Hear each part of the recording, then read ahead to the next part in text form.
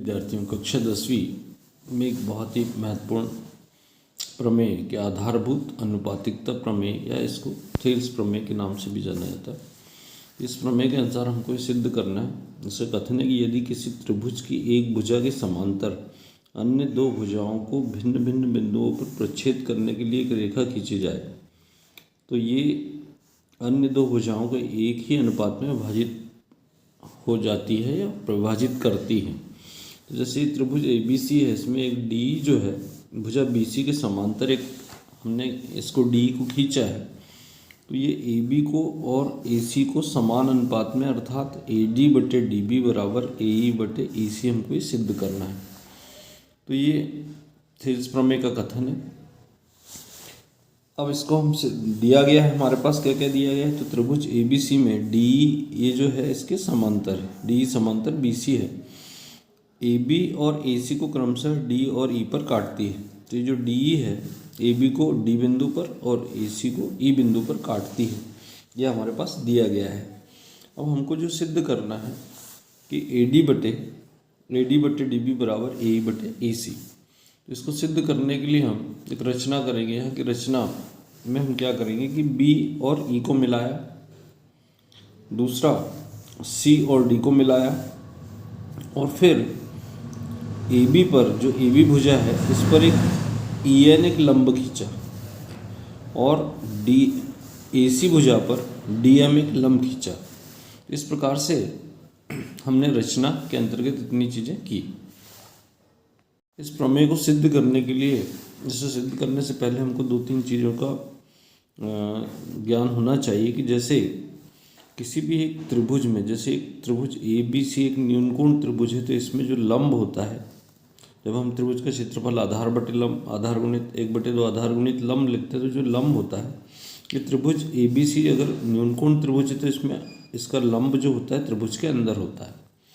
इसी प्रकार समकोण त्रिभुज में जब इसका जो लंब होता है वह एक भुजा ही होती है, जैसे AB लंब है BC पर।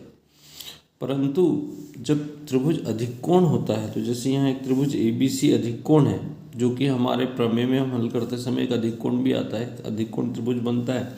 इसका जो लंब होता है त्रिभुज के बाहर होता है।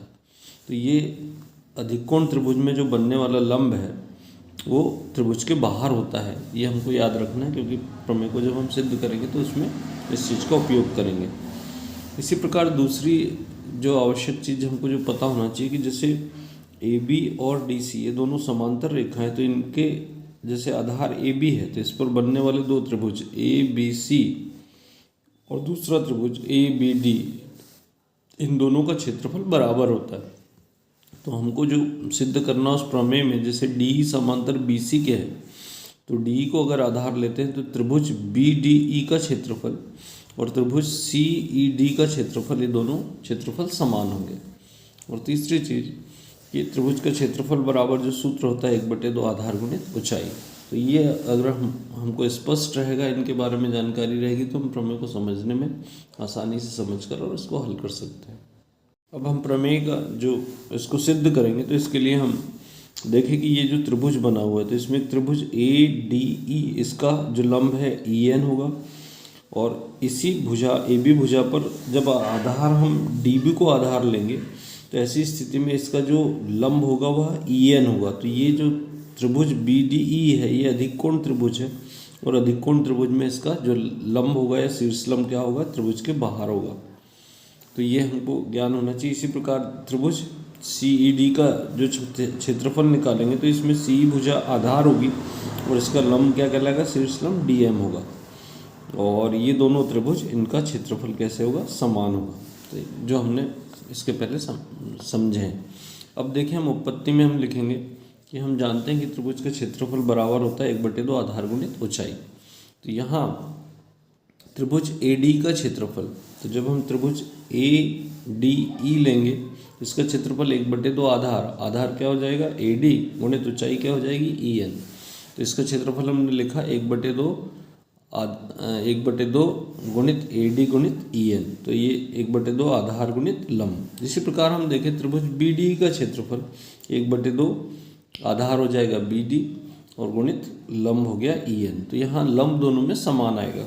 इसलिए जब इनको हम अनुपात में लें तो त्रिभुज ABC का AD का क्षेत्रफल बटे त्रिभुज BD का क्षेत्रफल बराबर तो 1/2 AD गुणित EN बटे 1/2 गुणित DB गुणित EN। तो यहाँ EN से EN कट जाएगा, 1/2 से 1/2 भी कट गया। तो अब जो बचेगा हमारे पास, तो यहाँ बचा कि त्रिभुज एरिया ऑफ ट्रायंगल AD बटे एरिया ऑफ ट्रायंगल BD बराबर AD बटे DB। तो जिस प्रकार हमने इसको अभी किया AB भुजा के लिए, उसी प्रकार हम अगर AC भुजा को आधार लेकर करते हैं तो ऐसी स्थिति में त्रिभुज AD का क्षेत्रफल बटे त्रिभुज CD का क्षेत्रफल बराबर हो जाएगा AE बटे EC। अब हम एक जो महत्वपूर्ण बिंदु बताया था आप लोगों की, त्रिभुज, ये समीकरण नंबर 2 बन जाएगा।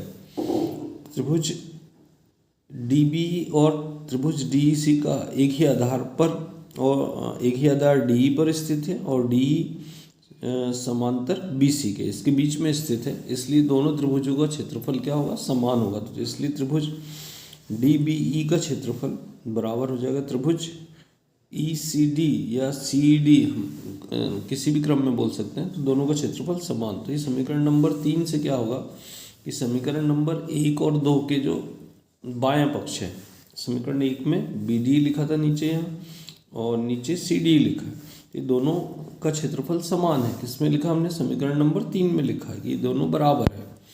तो अर्थात समीकरण 1 और 2 के जब बाएं पक्ष बराबर हो जाएंगे इस समीकरण 3 के कारण, तो इसलिए इसका जो दाहिना पक्ष है वो भी समान या बराबर हो जाएगा। इस प्रकार से सिद्ध होगा कि समीकरण नंबर 1, 2, 3 से AD बटे DB बराबर AE बटे EC, और यही हमको क्या करना था, सिद्ध करना था। इसको बार बार अभ्यास कर लें। धन्यवाद।